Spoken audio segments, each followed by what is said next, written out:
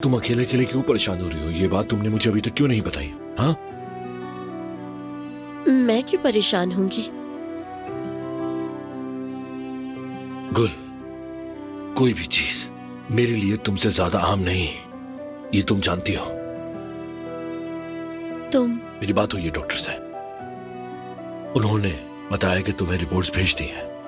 उनकी बात से मैं समझ गया कि कोई ना कोई मसला जरूर है। तुम्हें परेशान होने की जरूरत नहीं, ऐसा हो जाता है गुल, कोई बात नहीं।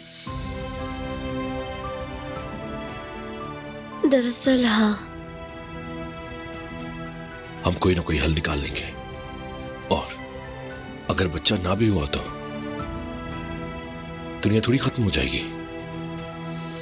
मैं तुम्हें किसी भी सूरत में नहीं छोड़ूंगा, किसी हाल में भी नहीं छोड़ूंगा, ये मेरा वादा है तुमसे।